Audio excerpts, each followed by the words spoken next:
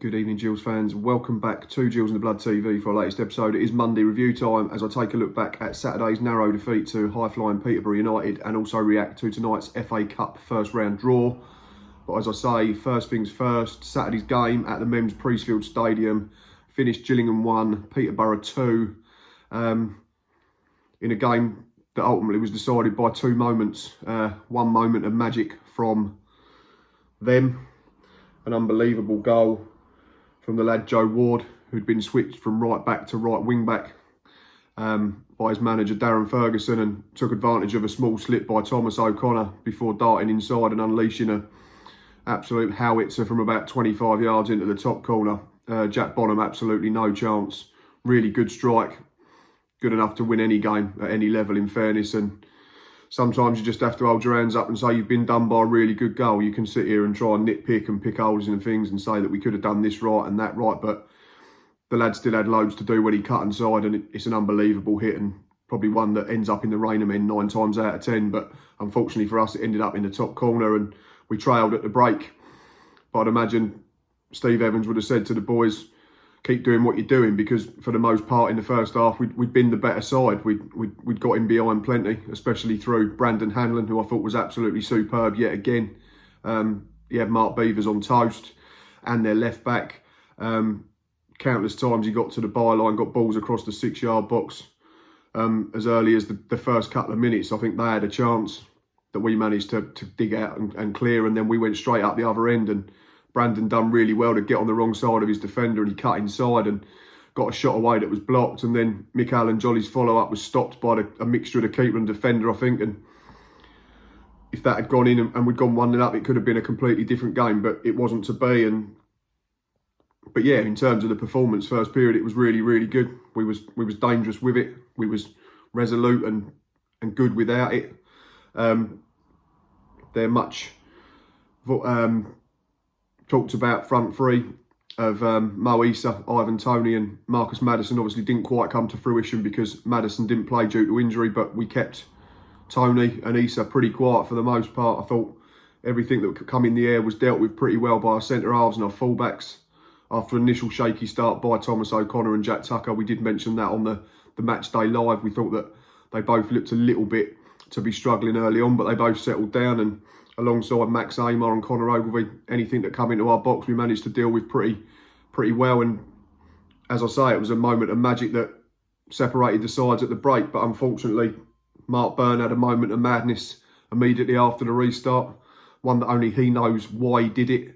I've looked at it countless times, I'm not sure why. I can't work out why he feels the need to fling an arm at it, and you can tell from his reaction that he knows it's a stonewall penalty. And Mo Issa, to be fair to him, takes a really good pen and sends Jack Bonham the wrong way. And with 55 minutes to play, we were 2-0 down. 55 minutes gone, sorry, we were 2-0 down and facing a really uphill battle against a side that score freely and are right up the top, challenging at the moment in Sky Bet League One. But credit to our boys, we stuck at it.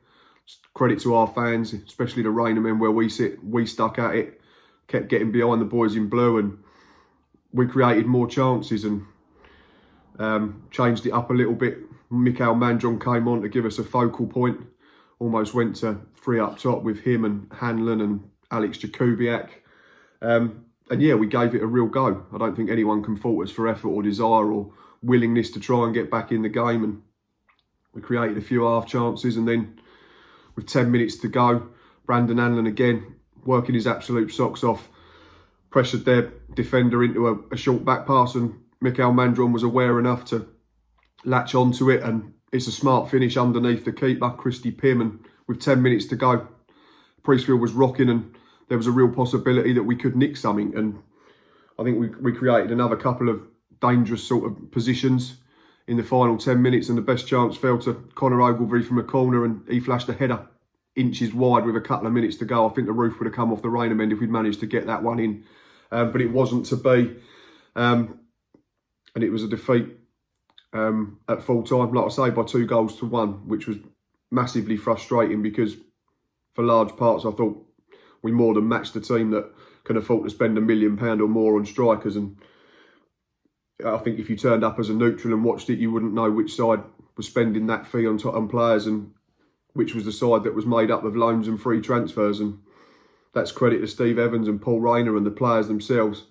But we can't keep talking about being unlucky and having bad luck. And I do agree with Steve Evans that we haven't seemed to have had any luck this season. If over his header goes in, if we get to half time against Doncaster, we've had a few calls for penalties that have looked like they should be given and haven't. And Evans talks about another one this weekend. I can't recall that one, to be honest, but I didn't think the man in the middle, Charles Breakspear, had a good game. I thought he was incredibly inconsistent, and that's not sour grapes or anything like that. It was just plenty of times if Peterborough had the ball and there was a slight foul, he'd wave play on and then bring it back for a free kick. And if it happened the other way round, he'd wave play on and then just let things go. And a couple of times we were clearly impeded, no advantage was gained, and then he'd just carry on with the game. And I think the most blatant one was the one where Stuart Keith was the victim of a high boot and Charles Breakspear just wave play on. I couldn't understand that. It was a very odd performance from him. The new rule that's come in about players being substituted and having to go off on the nearest touchline. Peterborough make a change, and I think it was the lad, was it Dembele? He's right over by the touchline near the Gordon Road stand, but Charles Breakspear lets him walk, stroll across the pitch, slow as you like, without any repercussions. And obviously that's going to get the backs up of our players and our fans, and it rightly did. But he just seemed to have no concept of the new rule that is in place. So an interesting performance for him. By no means am I saying that he ultimately cost us the game, but he certainly didn't help. And although I keep saying that I don't feel we'll be in any danger this season, we are now only 2 points off the bottom three, which is a little bit concerning and massively frustrating, because I do think that our performances have deserved better than that. In terms of match ratings, let's have a look at them. Comparing Luke, who writes in the Medway Messenger as always, and ours, and we went Jack Bonham, we both gave 7. Across the back four, we all gave 6.5 for everyone. Luke gave Jack Tucker a 7, Max Amor and Connor Ogilvie an 8, and Thomas O'Connor a 7. In midfield, Alfie Jones, we gave 6.5, Luke gave 7. Stuart O'Keefe, we gave 6.5, Luke gave 8. Mark Byrne, we gave 6.5, Luke gave 6. And Ollie Lee, we gave 5.5, and Luke gave him 7. And I'm not sure, to be quite honest, where Luke's found a 7 out of 10 for Ollie Lee. I thought he was on the edge of the game at best for the most part. Didn't see a lot of the ball. When he did see it, he didn't really use it as well as he can. And I just thought it was one of them games, unfortunately, that drifted by him a little bit. Front two, Brandon Hanlon, we gave 7.5, Luke gave 8, and we both gave Michael and Jolly a 6. And in terms of substitutes, Alex Jakubiak, we gave 6.5, Luke gave 7. We both gave Michael Mandron a 7, and we gave Mark Marshall a 6, and Luke didn't give him a rating, so not too different there. But yeah, probably the furthest apart we've been in terms of ratings for a while. But obviously the game's all about opinions. Peterborough, a good side. I think they'll be up there this season. I know they tend to have these spells where they can win 6 or 7 and then lose 6 or 7, but they seem to have found more consistency this year. Seem to have found a better balance between defence and attack. Conceded 16 in their 13 games, which is the same as what we've conceded, but the big difference is we've scored 18, they've scored 30, so that's going to win you more football matches than you lose. As Steve Evans spoke about in the lead up to the game, Mo Issa and Ivan Toney probably playing a level below where they should be. Terrific footballers, but Ivan Toney again for me for the second year in a row, along with Sirike Dembele, just spent most of the game wanting to roll around on the floor. Really don't understand it. They didn't mind going through our players, but then were claiming assault and all sorts when they got touched, and lost count of the amount of time, specifically Dembele. It's been clipped, he goes over, he rolls 20 yards. I mean, how injured are you if you can roll that far? Just found it a little bit embarrassing, but that's just a small gripe. But yeah, all in all, it was a really decent game, I'd imagine, for the neutral. We were decent again, but unfortunately we've come up a little bit short in terms of being able to hit the back of the net enough to claim points that our performances probably warrant. But yeah, big week coming up now. Obviously, 2 games on the road. Tuesday night, tomorrow, we travel to Shrewsbury to take on Sam Rickett's men, and they sit just 3 places and 3 points above us, having played a game less. They've won 4, drawn 5 and lost 3. Only conceded 13, but only scored 10.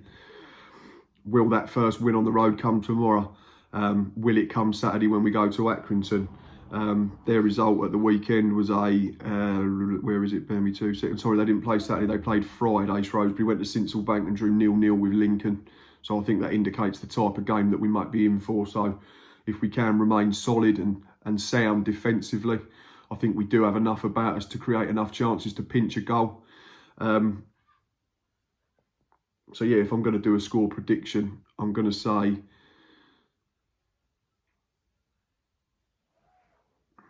I'm going to stay positive. I'm going to say 1-0 to Gills tomorrow. I think if we can get a goal and then give ourselves something to hang on to, then I'm confident that we can see it out and claim that first 3 points of the season.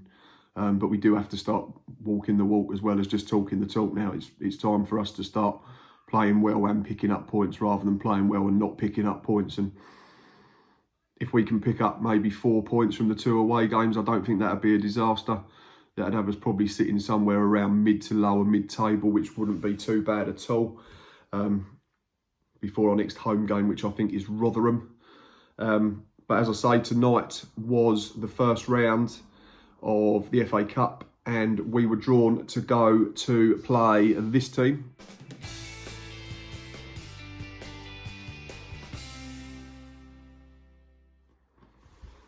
Fellow League One outfit Sunderland. That is who we will play weekend of the 8th, 9th, 10th and 11th of November. Obviously, we don't know which day yet until TV games are picked, but I'd imagine it won't be picked for TV. That'll probably go to some romantic story like Salford United or something boring. But yeah, it's going to be a tough game. They've just changed their manager, haven't they? Phil Parkinson's come in to replace the much talked about Jack Ross.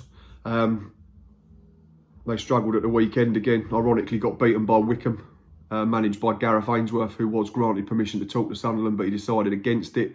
A Sunderland side that currently sits 10th in League One, which is probably way below where they need to be and where they want to be, certainly. So I think what did we lose? 4-2 up there last season in the league. The rearranged game after our FA Cup run.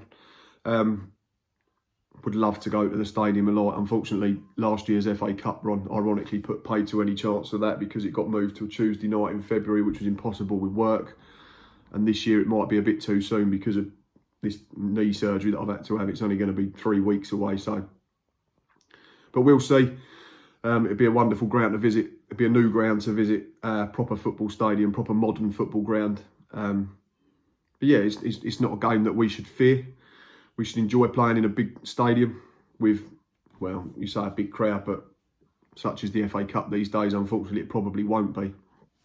But it will be tough, we know that. But yeah, something to look forward to.